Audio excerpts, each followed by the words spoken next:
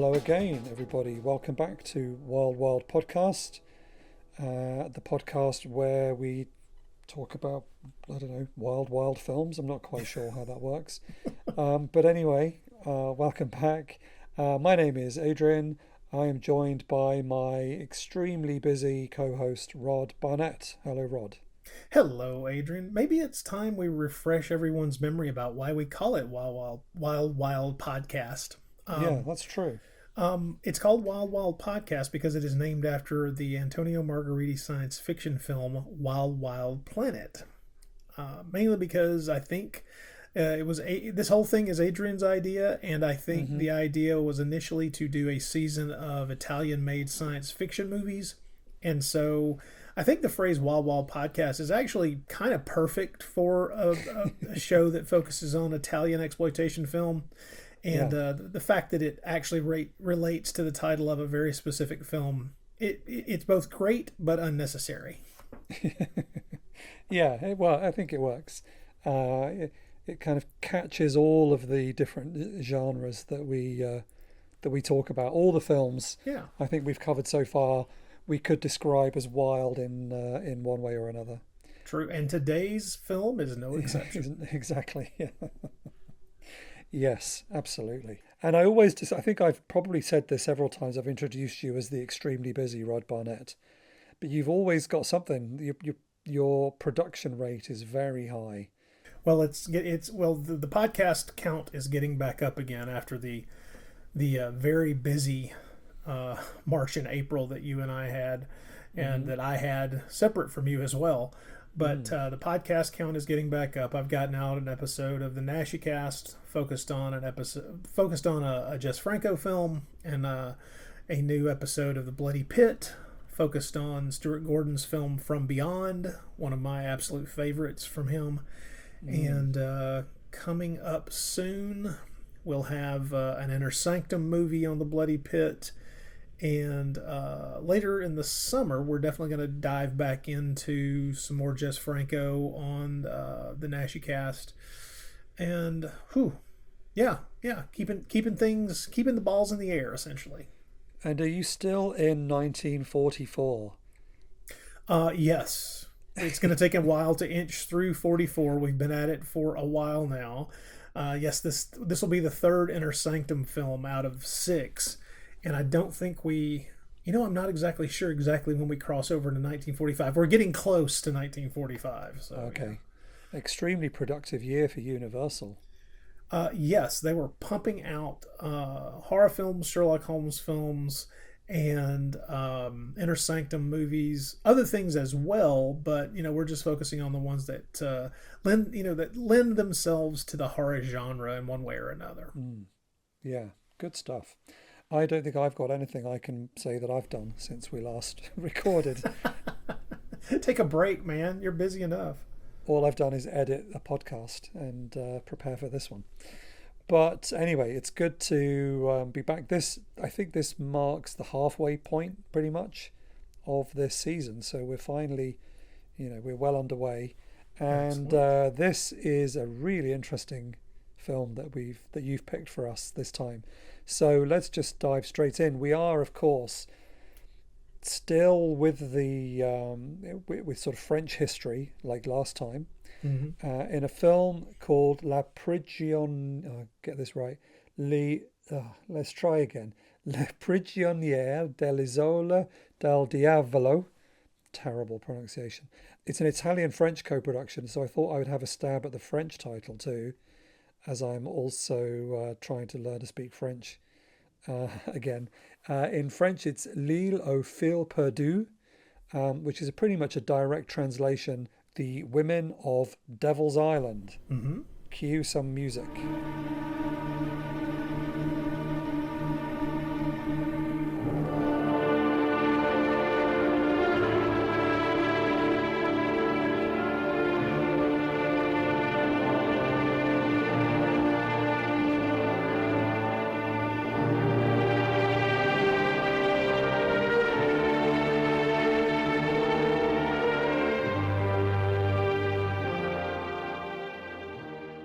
I should have said, this one's from 1962, a pretty good year for these films. I think we've hovered around 62 and 63 Yeah. for most of them so far.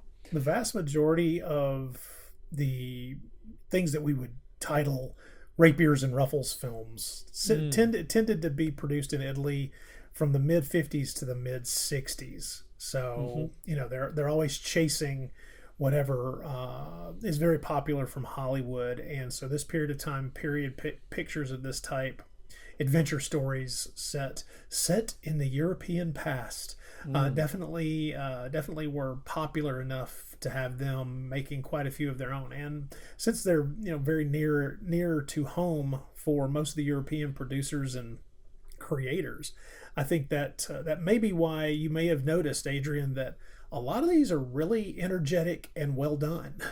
Yeah, absolutely. And as we've just heard the music, I thought we could perhaps start with the composer. 'Cause I think we've generally, it's perhaps my fault, I've sort of neglected the composers for the films we've talked about so far. But I wanted to highlight this guy, Egisto Macchi. I'm definitely pronounced that wrong.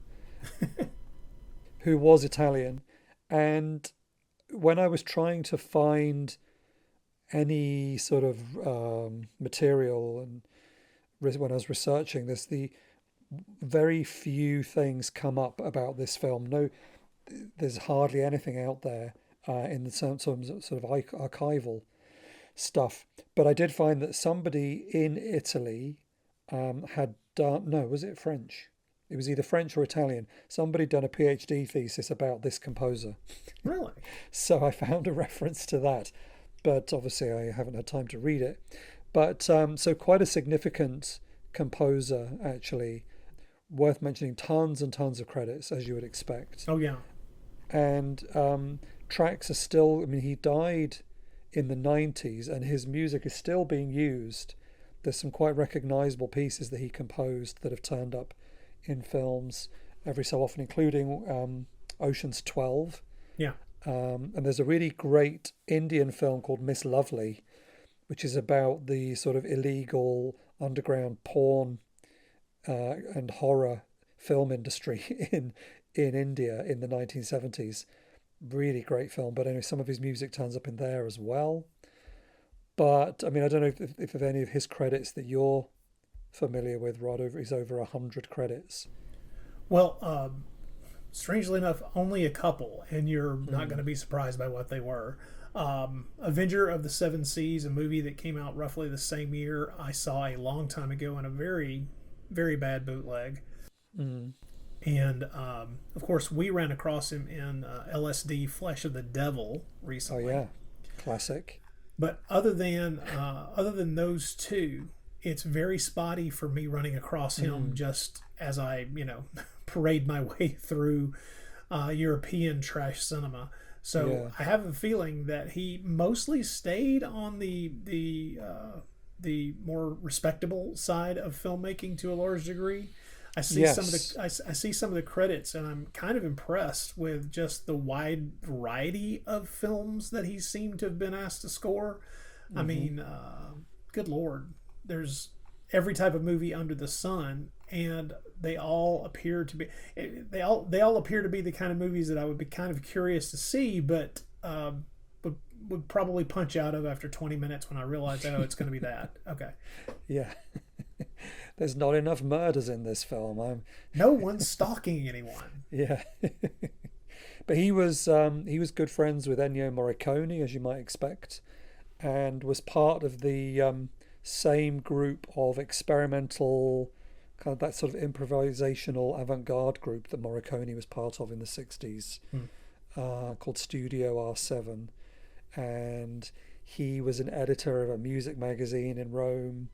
He was, in the 80s, he was involved in an Institute of Musical Theatre along with Morricone. He was also, he composed some new opera. He did a new version of La Bohème, which was apparently for instruments and synthesizers. So it was a kind of modern-ish version of La Bohème. So yeah, quite an interesting, very, very much into experimentalism. But then also doing kind of more classic style scores for films like this, because this is not a film that needed an experimental soundtrack. No, no. He was right to go with your more standard orchestral score for this. Mm-hmm. Yeah, and again, like all of the scores we've had so far, it's really it fits it very well. It's exactly the score that you would expect for this kind of film. Oh, I just realized he did the score for the spaghetti western Banditos, which I have on Blu-ray but haven't watched yet. Oh yeah, there you go. Some pretty well-known names with this associated with this film in the cast. Yeah. It's the two in particular that stuck out for me. Should we get straight into talking about kind of hero? I mean, I don't want to spoil this too much because again, this is a film that had me gasping at times. Really? Okay, cool. The script I think is so clever. So I don't want to give too much away, but let's say the hero, Guy Madison. Yep, American actor. Good-looking guy. Very much so. He apparently had no real interest in being a film actor, but got talked into it, and then had a very long career. When he was in a number of films in the 50s. One of my favorites is the stop motion extravaganza, The Beast of Hollow Mountain from 1956. Oh wow! Okay. Yeah, fun film. It's not got the best stop motion special effects work, but it is quite an entertaining little movie. Yeah. But he was in a lot of films around that time before it. What we would say is the pathway to leading man stardom kind of didn't seem to really be paying off, and then he ended up doing quite a bit of television in the late 50s, was the star of The Adventures of Wild Bill Hickok, which lasted years, produced 112 episodes, let's put it that way. And that means back in the 50s, it probably lasted 2 years. No, they produced in excess of 20 to 30 episodes a season, so you can kind of do the division there and figure out how long he played that role. And is that a show that still exists? Like, I'm assuming it was probably shot on film, so it probably does. Oh yeah. You can see episodes of it these days. The last time I saw episodes of it was being broadcast on one of the Western cable channels here in the States. That's where I first saw some episodes of it. Mainly because I can't make myself watch older television shows on commercial television. Two reasons. One, I despise commercial interruptions, and anything that I can do to get rid of them, I will do. And the other thing is that I'm well aware that older television series were produced at a longer length than is allowed for in modern day. They try to cram more commercials in, so they either show the episodes at a sped up pace, which I can detect very easily, and it gets on my nerves, or they trim them down, which means you're missing. Even if the show was only 25 minutes long, they're trimming 3 to 5 minutes out of it every time. And so it just feels to me like, why bother trying to watch it with commercials? But when they're shown on those commercial-free cable channels, they're the uncut versions of them. So that's when I will try to check them out. Okay. And so, sorry, little aside there. I won't go off on a rant there, but I came very close. Stop me if you've heard this one before, but Guy Madison decided his career wasn't quite going the way he wanted it to go. So Strange. he felt the lure of Italy and headed off to Italy, where he had a great time throughout the 60s, starring in a ton of films. Yeah, he seemed to have gotten over there a little earlier than a number of other actors, mainly because there was he was in a production called Jet Over the Atlantic, a Byron Haskin film with Virginia Mayo and George Raft, and it was while it was an American production, it was shot in Europe. And so he kind of got over there and got a taste of what it was like over there, what filmmaking was like over there. And so about a year and a half later, he is pumping out movie after movie in Europe, starting with things like Slave of Rome and Sword of the Conqueror and this movie. And he would have seen already the success, the huge commercial success in America of Hercules Yep. and Hercules Unchained. So it was kind of a no-brainer at that time. And yeah, he went on to be in, again, The Executioner of Venice, a film that we're definitely gonna have to get to. We may just need to just do it on its own because it intersects with far too many movies that we've covered. Yeah. And of course, he was the star of LSD, Flesh of the Devil, that we covered a short while ago. And he's also in Super Argo and the Faceless Giants, which we've covered. Yep. Yeah, and just loads of great stuff. Westerns, war films, and then back to America in the 70s. Yep. He shifted back there. Did a few movies in the 70s, a couple of episodes of television shows here and there. Yeah. No surprise to see he was in Fantasy Island. I think pretty much Fantasy Island and Love Boat were the two shows that everyone in the 70s was going to be in if they, if they were a jobbing actor in any way, shape, or form available. And then, of course, in the late 80s, 90s, that became what Murder, She Wrote was all about. But basically making sure that every older actor who was still able to read lines was getting a job somewhere. That was Murder, She Wrote then. But yeah, Fantasy Island, everybody. No, I've never seen Fantasy Island or Love Boat. So in my head, whenever I read about those, I don't think they really were on English TV much. So that's odd. When I was growing up, they just weren't shows I saw. But in my head, they kind of blur together. Like, do people go on the Love Boat to get to Fantasy Island? Like, no, that would be a brilliant idea for a crossover. It's all just one show to me in my head. Here, let me short form this. Love Boat is about 2 or 3 different groups or couples finding themselves or rekindling their romance on the Love Boat. Okay? It's not like, that's not the name of the actual ship, but it's still, that's the whole plot. So you can watch one single episode of the Love Boat and you kind of figure it out. I would say look up who the guest stars are, and if you're interested in those people, it'll allow you to hang with it. Okay. But with Fantasy Island's a little bit more fun because Fantasy Island is a bit more. It hovers somewhere between science fiction and actual fantasy because some of the fantasies that people pay to enact on this specific island are a little, let's just say how they get pulled off is movie magic, and it's definitely something that is part of the mystery of how the man who runs the place is able to do the things that he does. So there's kind of this mystery hanging over the series itself as to how he manages to accomplish this. So it's a more interesting show for me. Which one's got Hervé Villechaize? Oh, that's Fantasy Island, yeah. Okay. I mean, both of those now, they both just sound like reality shows on Netflix. Love Boat and Fantasy Island. You can just picture both of those.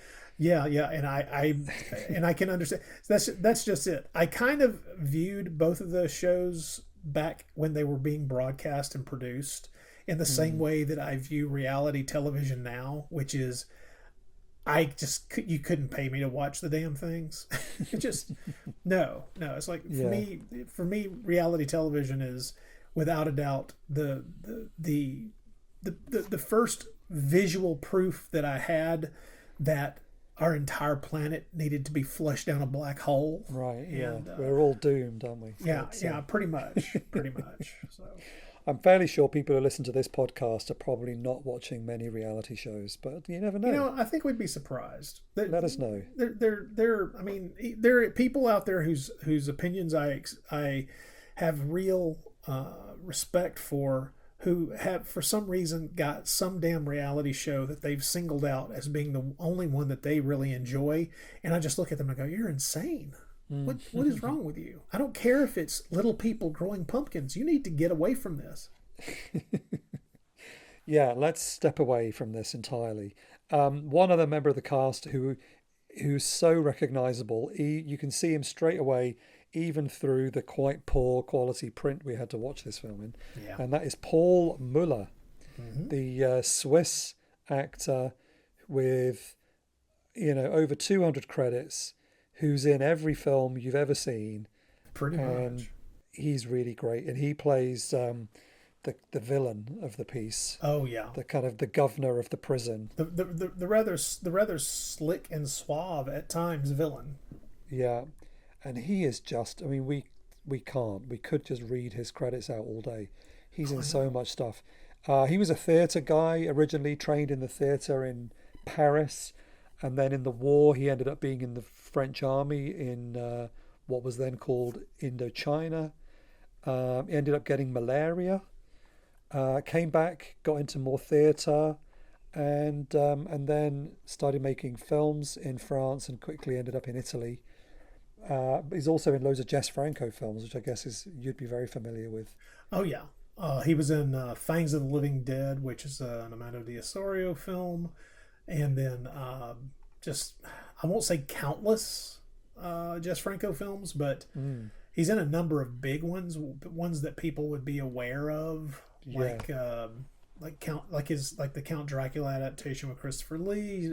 He's Dr. Seward in that. One of Uh-huh. my personal favorites, Nightmare Comes at Night, Vampires Lesbos, She Killed in Ecstasy. There's just he was in a number of those. He's also Yeah. the father in A Virgin Among the Living Dead, which is an exceptional film in my opinion. And then you and I, of course, have talked about him before in Lady Frankenstein. Oh yeah. Wow, what a film. Uh-huh. Yeah.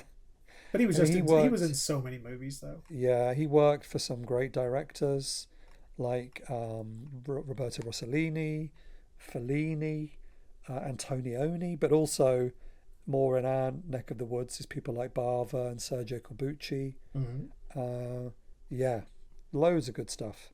Really, really long, and I mean, I think he was in films for more than 50 years. Really long career.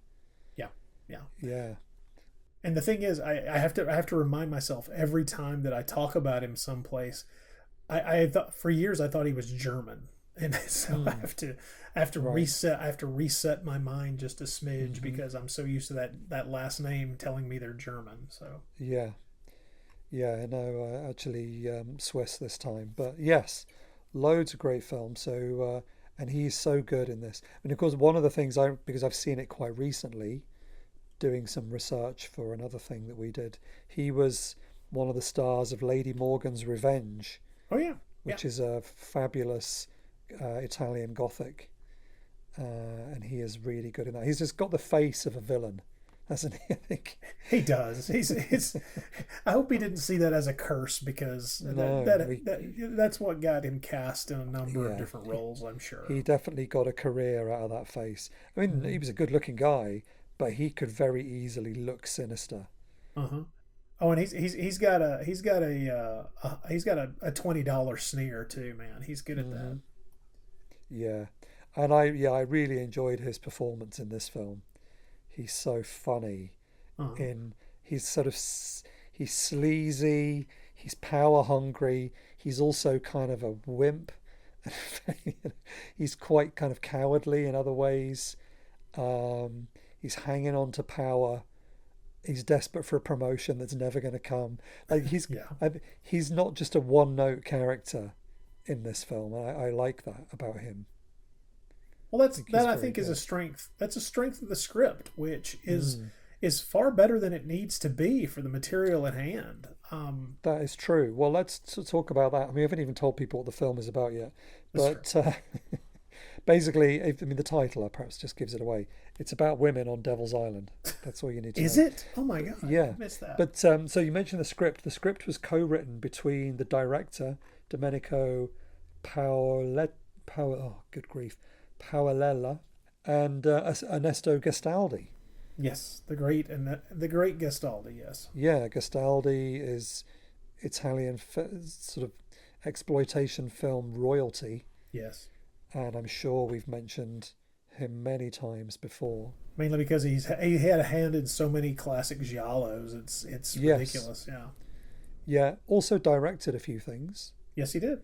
I'm trying to think if I've seen anything. Oh, Libido, he Libido did. is the one that I've definitely seen. It's been released on Blu-ray, and I got my hands on it when it came out of extreme curiosity, and then ended up really enjoying the movie. Mm. And he did that film that's a bit like, what's the English title of it? It's called La Lunga Spiaggia Fredda, and it's about like it's a couple by a beach. It's coming up on the IMDb as The Lonely Violent Beach, which is not what I've heard it called. But it's like a kind of Deliverance style thing about a couple by the sea, and then they get beaten up, but there's like a home invasion. Anyway, it's all good stuff. Yeah, so mainly a writer, but occasionally did direct some stuff, but just so many great films. Just tons of them. I mean, yeah, Werewolf in a Girl's Dormitory. 2019, after the fall of New York. Oh yeah, Terrible Dr. Hitchcock, whatever it's called. Yep. That one. Suspicious Death of a Minor. Whip in the Body. Cynic, the Rat and the Fist. Yeah, Long Hair of Death. Oh yeah, Almost Human, which is one of the most vicious of. It's so good. Of Italian crime movies. Yeah, and one of the very first films we did on this podcast, The 10th Victim. Yeah, yeah. Which he wrote, adapted from the novel. Kind of amazing. He's also the guy responsible for writing My Name Is Nobody. Right. Yeah. Jeez. And Torso. Oh, he could write anything. Oh. Yeah, and Day of Anger.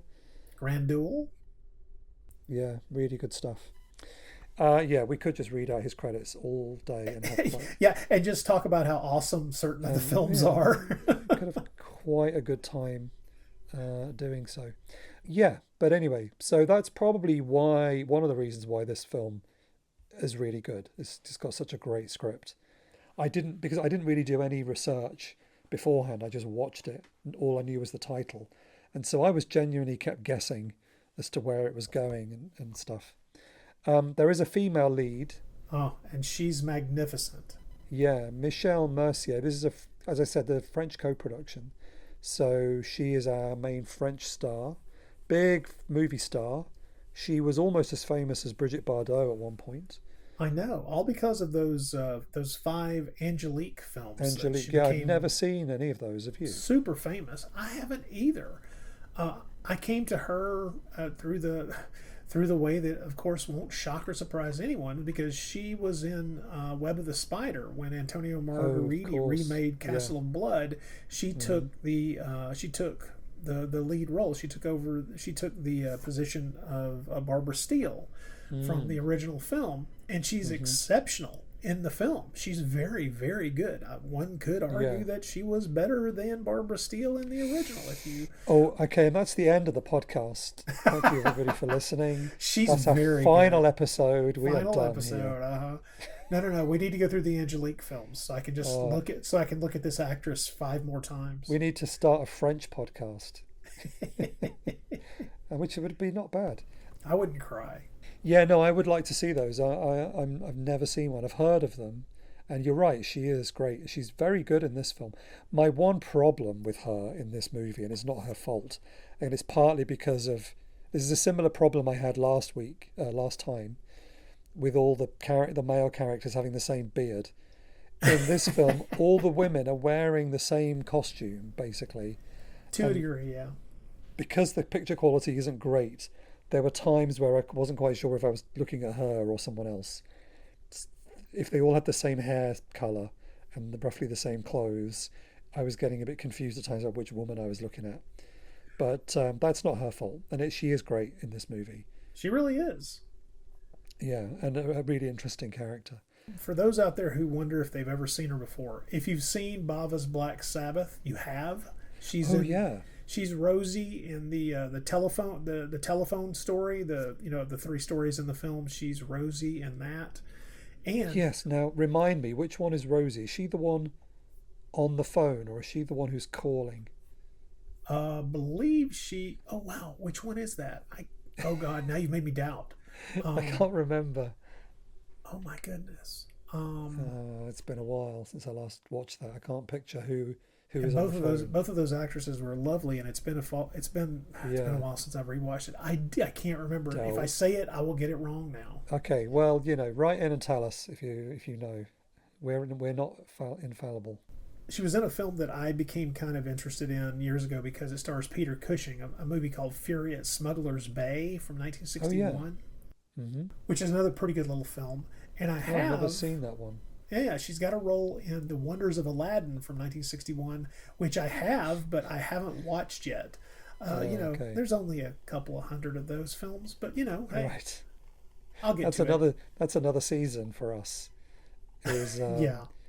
we've done we did the sort of sex comedy Arabian Nights, but maybe we just need to do some straight Italian Arabian Nights type films. Might probably be best to do a mini season, maybe 4 or 5, instead of trying to struggle our way through 10, because I'm not sure how many we'd find.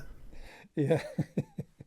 But yeah, so Michelle Mercier, great star, great actress, and very famous, and rightly so. So yeah, last of all, last credit to mention is our director. We already said he's also the co-writer, Domenico Paolella. Oh dear, really bad at all these names. Not He's an interesting hugely director. prolific, but yeah, some great films. I don't know. He directed more than 60 movies over the course of his career, Mm. and he collaborated in his later years with Lamberto Bava and Sergio Solima, Aldo Latta. So, Mm-hmm. I mean, it becomes one of those things where you look at his career and it's like, I see a lot of movies that I want to see, and the ones that I have, the ones that I have some knowledge of. I think I've seen the Eurospy film called Operation Atlantis that he made, but he directed, Goliath at the Conquest of Damascus, Hercules Against the Barbarians. Yeah. Some particularly well-known films in the 70s. He did a double whammy of Story of a Cloistered Nun and The Nun and the Devil. The Nun and the Devil just got released over here recently by 88 Films. Oh, cool. On Blu-ray. So a couple of nunsploitation films there. And then also he did a great Poliziotteschi film known as Stunt Squad. Which I still haven't seen. I hear it's great. Yeah, I've got it in that. I think it's in that Arrow box set, isn't it? Or maybe I'm thinking of another one. Oh, I don't know. Anyway, yeah, that's another one.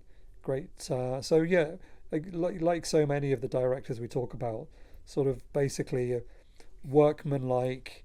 That's not a criticism. That's just kind of what they would do. They were working to direct whatever they were given, whatever was popular at the time. Which means in the 50s, he directed loads of musicals.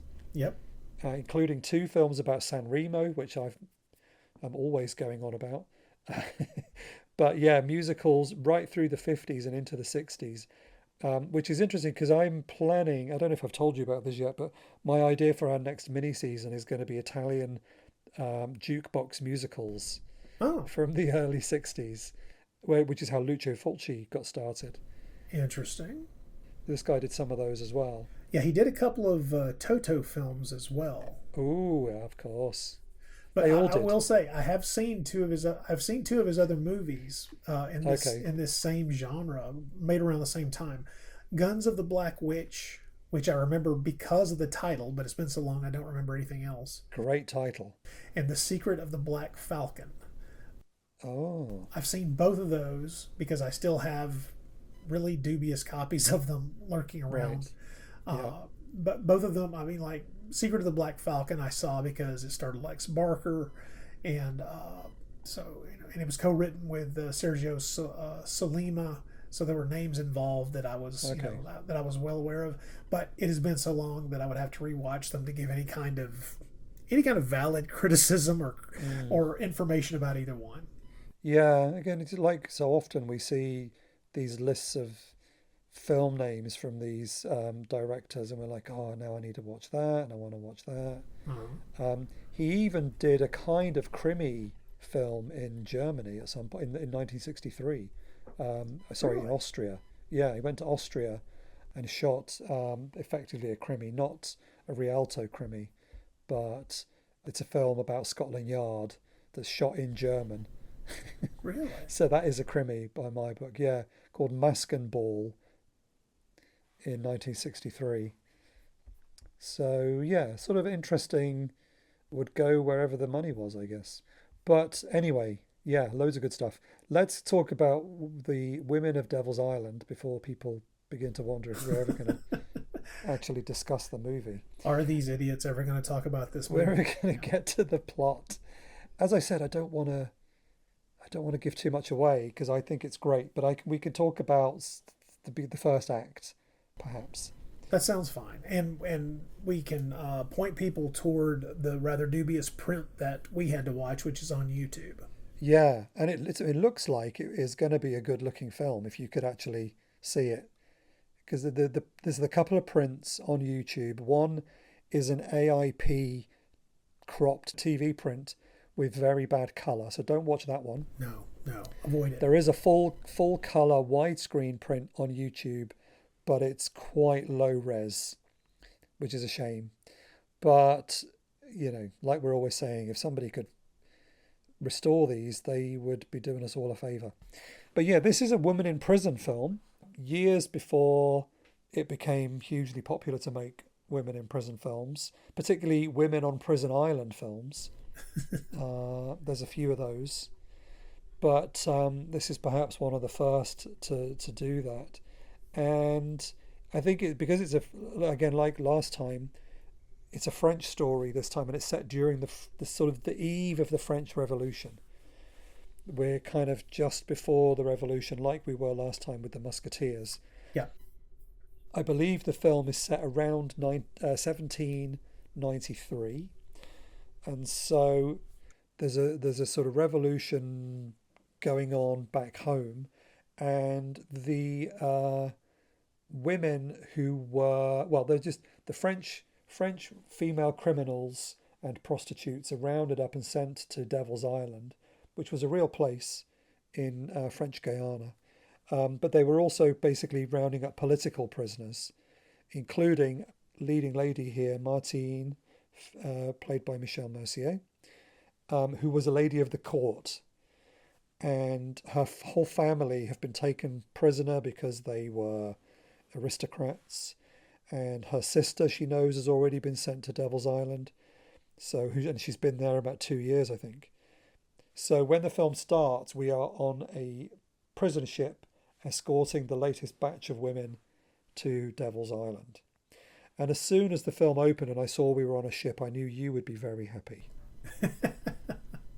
And then I saw Michelle Mercier, and I knew I was going to be very happy. Yeah. But she's an extraordinarily attractive woman, and there's quite a kindly captain of this ship, who's gives the women a sort of a speech about morality.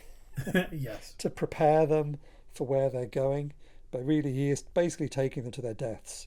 The real Devil's Island, by the way, didn't actually open as a prison until 1852. So quite a long time after this is supposedly set. Little ahistorical here, yeah. It had a terrible mortality rate because of the tropical climate and the malaria and everything. It generally had about a 75% mortality rate. And so it can't have been much better for the guards as well as the prisoners. Yeah, exactly. What did you do to get assigned there, for God's sake? So he's basically taking these women to their probable deaths. But what they don't know till they get there is that Devil's Island is not just a prison; it is a mine. They seem to be able to just find the gold lying around in ponds. Yeah, they force the women to pan for gold in the local pond. Is it a pond? Well, it's a river, I suppose, because there are crocodiles. Oh, yeah, good point. It has to be a river. That's true. Yeah. But they must be digging up the gold somewhere, because they've got chunks of gold down in the vault, as well as all the flakes they're finding and little nuggets in the water. But there's a lot of so it basically means the women spend all day wearing the same dresses every day that still look pretty good considering how long they've been wearing them. And wearing hose, which is a little much to believe, really. Standing in the water with their dresses hitched up. It's very reminiscent. I don't know if you've ever seen the neo-realist film called Bitter Rice. Ah, yes. Been a long time, but yes. But there's sort of quite famous imagery, and it was used in all the promotional material of the women standing in the water, pulling up their dresses and showing their legs, and it sort of reminded me of that. Mm-hmm. So the film does its best to, as you know, we could talk about the male gaze, I suppose, but it's basically very Well, much yeah, in yeah. evidence. These are good-looking women standing in the water, showing their legs as they slave away under the hot sun looking for gold, whilst the evil Lieutenant Lefebvre, who is played by Paul Muller, is basically watching over them, treating them very harshly, ordering them to be whipped, and doesn't care if they get eaten by crocodiles. True.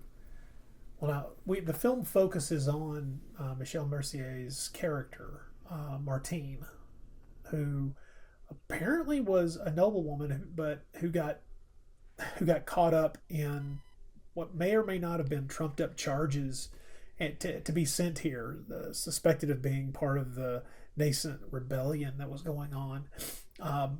But she does have one, unlike any of the other women on this ship, she does have one bit of optimism about this, is that because her sister is already there, her sister Jeanette is already on the island. She was convicted apparently 2 years previous on similar charges, so she thinks, well, at least she'll be able to reconnect with her sister. Yeah.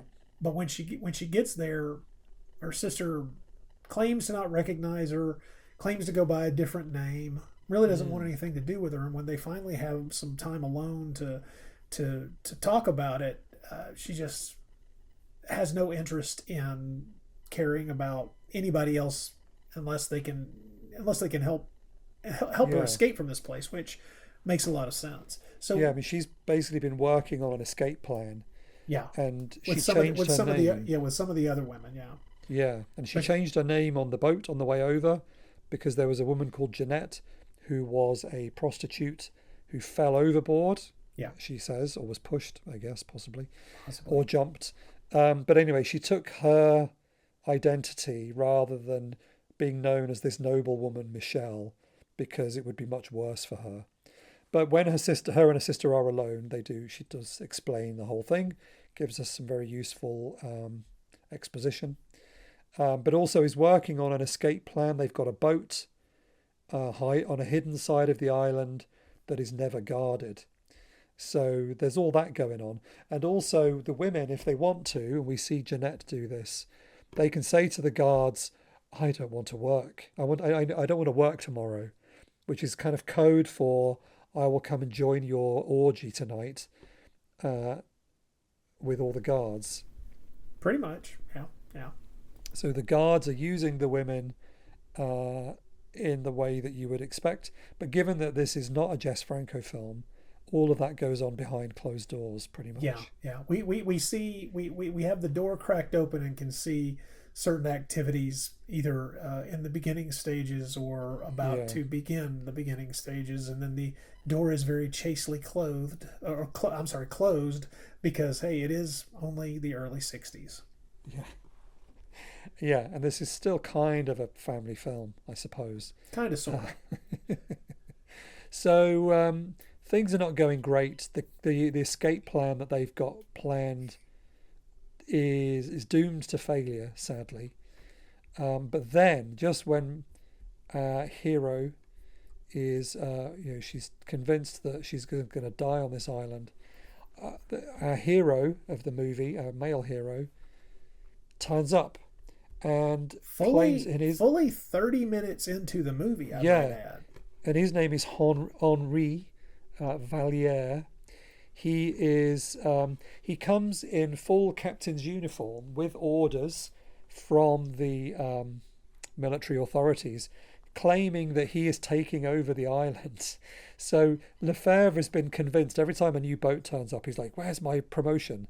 He's expecting to be promoted. And it's really funny when Valliere turns up and goes, oh no, I'm replacing you. And suddenly Lefebvre has to work for him.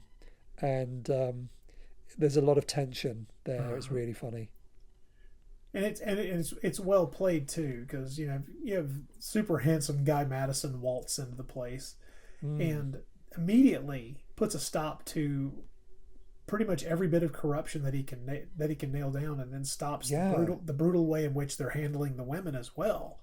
Yeah. And at one point, just so that it's proved to everybody in sight that he's very serious about this, is that he ends up rescuing our Martine from a crocodile. He goes, he dives into the water and Tarzan's that sucker to death. He does, yeah. Yeah, so they are in love with each other now, or at least in severe like. Yes, yeah. So the dynamic. I love the dynamic between Valliere and Lefebvre. At one point, Valliere slaps him around the face. Yep. and Lefebvre is like so full of resentment, but the military code will not allow him to do anything but completely follow all of these orders. It's so good. Uh-huh. It's well played. Once again, I mean, I hate to sound like a broken record every time we talk about these films, but they are so underseen and they are so good. We really need these movies to get a larger audience. People need to be able to see these, because I think they're going to be impressed. Yeah, it is great. I don't want to give too much more away, because I think this has got a really good plot. What do you think? I think it's got a great. It's got a couple of twists.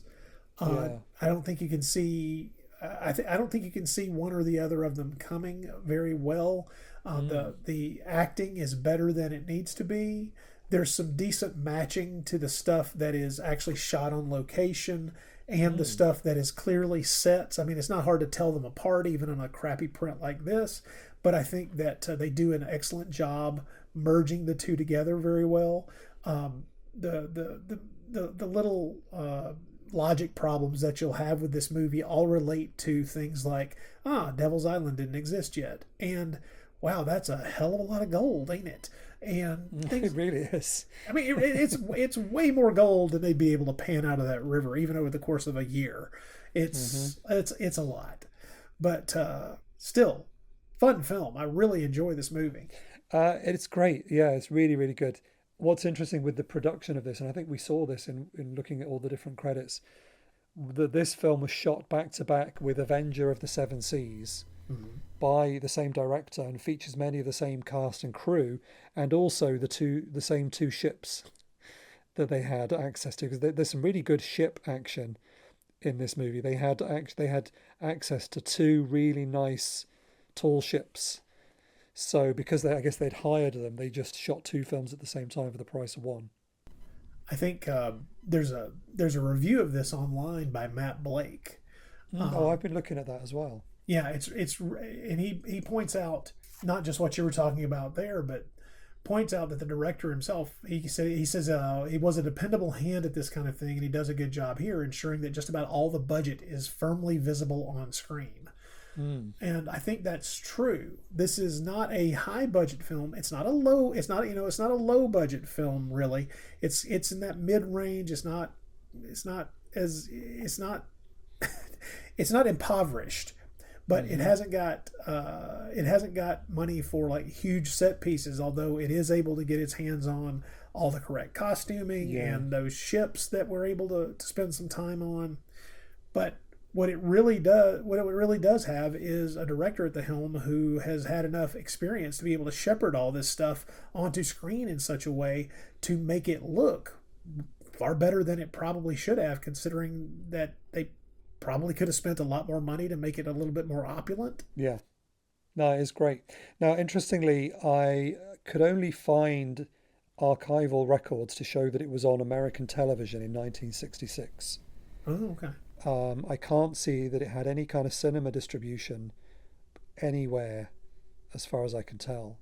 So it was. There's an English dub, which is what we've watched, and that must be from the TV version that was prepared. Well, and did you notice that we should probably warn people of this as well, so they don't think something's wrong. What someone has done is they've taken some kind of dupe of the widescreen French version of the film. And they've dubbed the English language dub over it. They placed it over it. But because of that, you can see where the English language version had a little bit trimmed out of it, because those sequences, the dialogue goes back to French. And it's interesting that all of those sequences involve the interracial romance between some secondary characters. Mm-hmm. So that's almost completely eliminated from the English dub, which does not paint the English dub in a kind, or shall we say, non-racist way. Mm-hmm. Yeah, they have a conversation. Yeah, there's one of the women of the island befriends a black fisherman whose boat washes up on the shores, and he gets thrown into a prison, and then she's bringing him food, and very quickly they fall in love with each other. And the conversation, they have a conversation with each other, and she says to him, love doesn't see color, and that's the bit where the language drops. Because that clearly was cut out of the American television version. Definitely. And then at the end there's a scene where they kiss. Oh, and there's another scene as well where I think there are at least 3 short bits where they're, where we're getting a few seconds of those 2 characters speaking together, and in each case it drops back into French, and I was like, okay, I got you. Any suggestion that there was romance there was snipped out, sadly. Yes, it was. But I found a listing for, this is in the Washington Post on the 28th of May 1966, TV movies for Saturday, and I just wanted to give you some titles of films that you could have caught on this one particular Saturday in 1966. Oh, okay. You could have seen at 10 o'clock in the morning White Goddess. At 1:30 in the afternoon you could have seen Thor and the Amazon Queen. You got Women of Devil's Island. Bomber the Jungle Boy was on in the afternoon. At 5 in the evening you could see Invaders from Mars. Then at 11 o'clock at night you've got a double bill of Four Skulls of Jonathan Drake and Dead Men Walk with George Zucco. I have soft spots for both those films, yes. If you're still desperate for more, you could catch a film at 1 in the morning called Monster Demolisher. I've got no idea what that is. Yeah, I've never heard. That's got to be an alternate title, Yeah, from 1960, starring German Robles and Domingo Sola. So that's it's got to be a Mexican film then. Yeah, so that's just one day in 1966. Man, you don't get TV listings like that anymore. No, you have to craft those kinds of days yourself. Yeah. So it appears to have not, if based on the lack of listings and reviews, it appears not to have had a cinema release, but went very quickly to TV, and was kind of sanitized of its interracial love subplot for TV audiences. But I think the fact that subplot is in here in 1962 is pretty good. Pretty forward thinking, yeah. Yeah, it's quite progressive. Particularly because she says the line, love doesn't see colour. Well, I mean, you can just imagine the people who were going to snip this out. They must have been frothing at the mouth when she said that. It's quite extraordinary. Anyway, it's really good. I had some facts for you about Devil's Island, if you want to hear them. Ooh, yeah, go ahead. The real Devil's Island.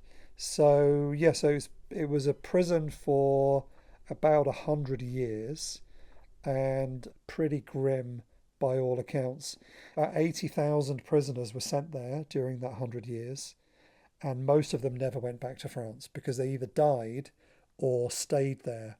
Because what happened was, when your prison sentence was up, you were basically forced to live there. So you'd just be given some land, and that was it. So you couldn't go home, even if you'd finished your sentence. Wow. And there were different islands. It wasn't just one island. So there was one island for solitary confinement, and another island for women, and so on and so on. There was an experiment which I thought was pretty funny quite early on in its time as a prison, where they carried out this experiment and they took 15 prostitutes to Devil's Island. Oh my! In the thought that they thought that it would encourage prisoners to live a dignified life and start a family, and so these prostitutes were guarded by nuns. But what happened instead was that no children were born, but instead the women offered sexual favors to anyone who would give them rum. And the men all started fighting over them, and then a syphilis epidemic broke out across the island. Oh my Lord. I mean, there's a film in that, isn't there, surely? I'm surprised that film hasn't been made. I mean, Yeah. you just need to screen it along with Papillon, for God's sake. Well, interesting you mentioned Papillon. So there have been some escapes. It was pretty difficult to escape, as we see in this movie, because it's in the middle of the sea and far from anywhere. There was a guy who attempted to assassinate Napoleon III. He managed to escape and eventually got to British Guiana, and then eventually joined the American army and fought in the Battle of Little Bighorn. But then you mentioned Papillon, which is a really famous account of Devil's Island, and it's a great film. Yeah. So because the island wasn't closed until 1952, so that's how that book wasn't published eventually until 1969. But the trouble is, it appears that he actually made it up, that he was never on Devil's Island, and that instead he was in a prison on the mainland. Really? Yeah. Oh, wow. Yeah, I've just been looking into the history of that a little bit, and it's disputed that he was ever there. So there you go. I'm glad to know. If I'd rather have the truth than not, but wow, that's it just turns the rather excellent film into fiction completely. Yeah. There was a pretty good new version which I saw a few years ago in 2017, another Papillon. I'm pretty sure I've seen that one where Rami Malek is in that one. Huh, okay. It's a great story, but not necessarily true. So there you go. There's a few other references to Devil's Island in other movies as well, including in the Lon Chaney Phantom of the Opera, where they say that the Phantom escaped from Devil's Island. That's true. I'd forgotten about that. Yeah. And that, Rod, are all my Devil's Island facts. That's all I've got.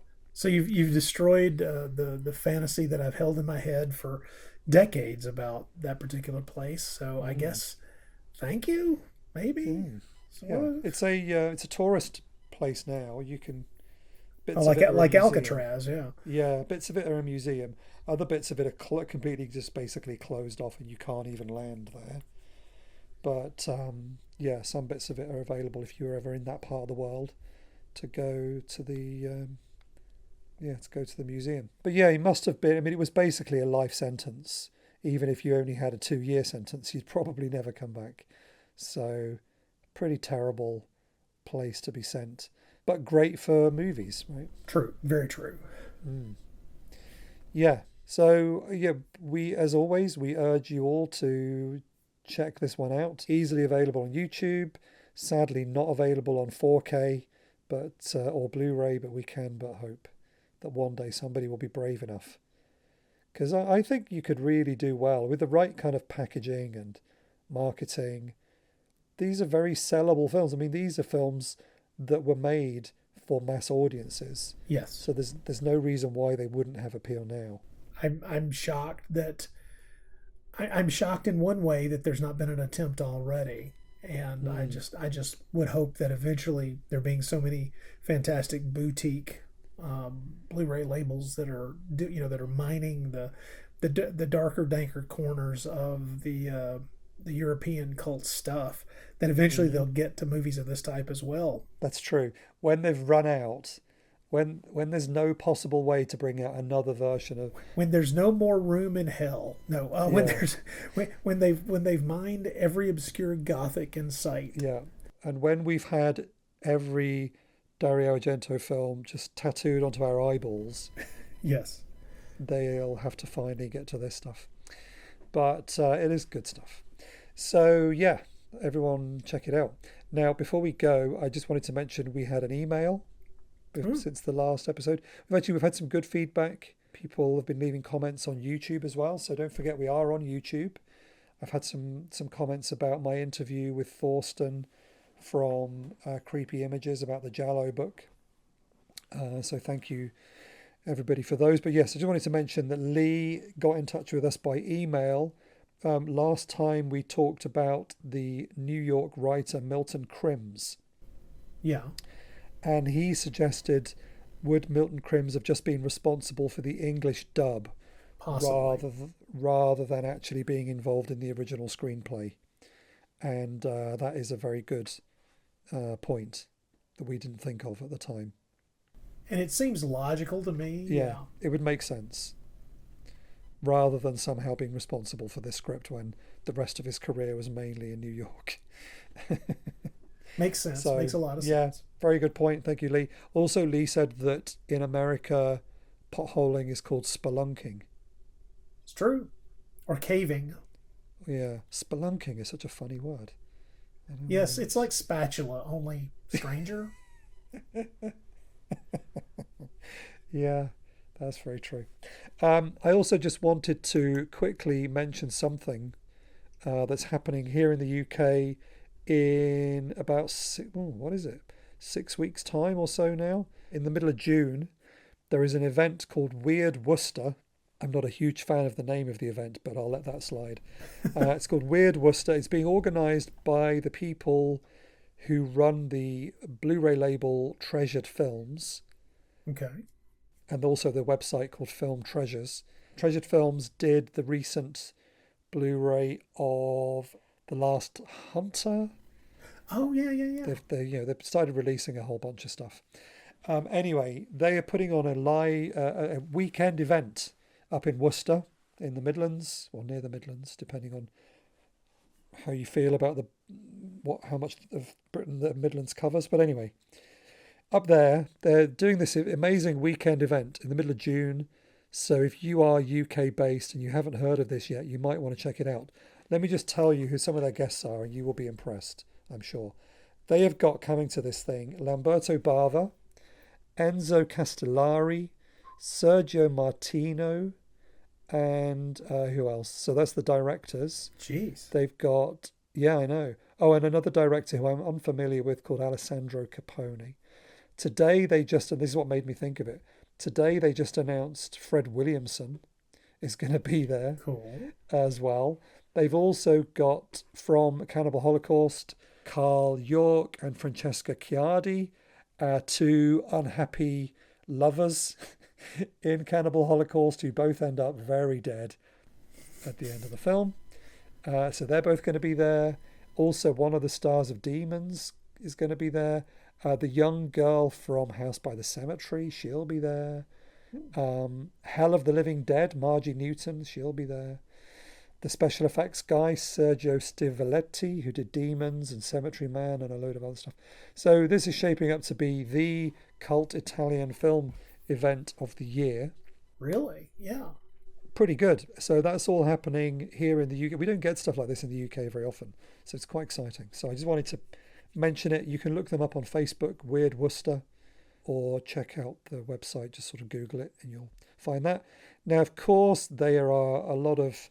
They've already announced all their pricing for photos and autographs and stuff. And basically, I'm going to go there, but I don't think I'll be getting my photo taken with anybody or getting any autographs because it's like 20 quid a go. Oh, wow. And I'd rather spend that money buying more Blu-rays, if I'm honest. So I'm with you. I will probably just go and enjoy the merch stands and listen to all the talks, but not necessarily get any autographs. I completely understand where you're coming from. Like I say, I'm one of those that's old enough to remember back when they didn't charge anything to autograph things, and so it's always been disheartening for the past 20, 25 years to have to pay money to get something autographed. I can't really make myself do it. I know, and obviously, and now the whole new thing with these events in the last, I don't know, it didn't used to be like this, but maybe in the last 10 years, of having a sort of studio photography. Yeah. So you pay to get your photo taken by a professional with a backdrop, and those are sort of 20 quid a pop as well. So, it's great if you can afford it, but I can't really afford it. I've paid for my weekend ticket, and I've got to go there and stay up there for the weekend, so I can't really then spend a load of money on all that. But I'm looking forward to it. I mean, I've met Castellari and Sergio Martino before. I've got their autographs, and I've met Francesca Chiardi before, so I've got her autograph. So I feel like I've already ticked 3 of them off the list.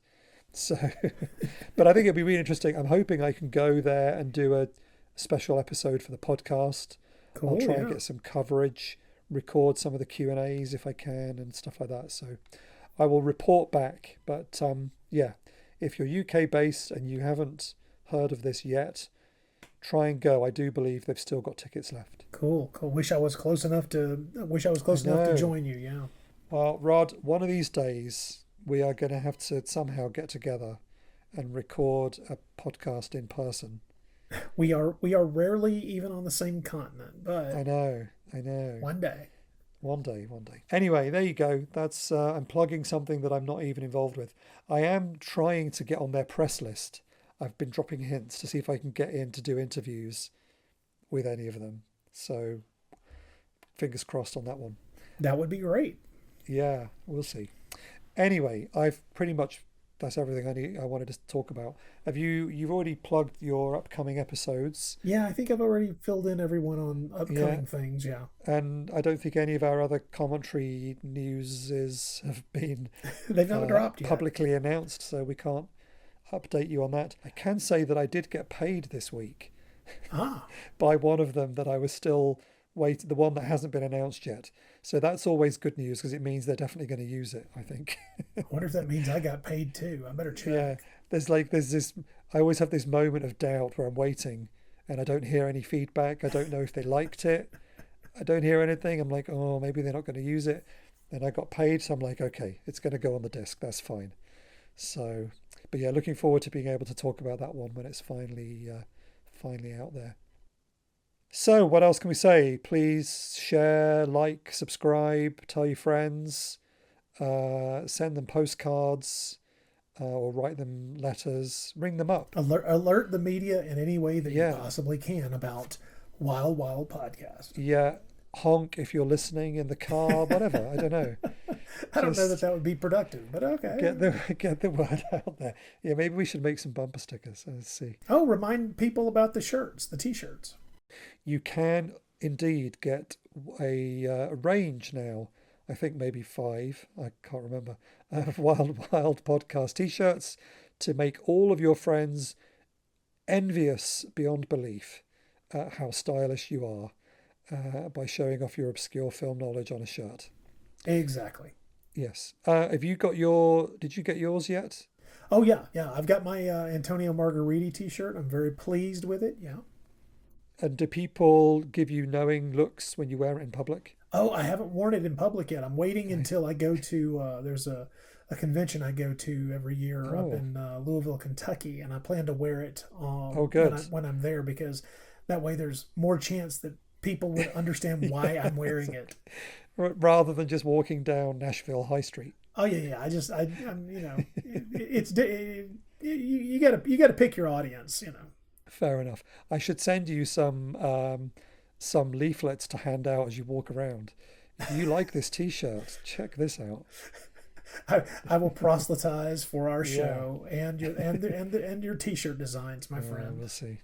Anyway, okay, yes. So all of that is out there. All the links are in the show notes, as usual. We will be back soon. Do we know what our next film is going to be? Is it going to finally be The Executioner of Venice? That's a fine question. We'll have to put our heads together here.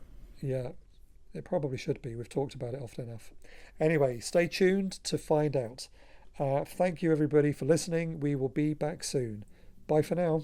Bye everyone.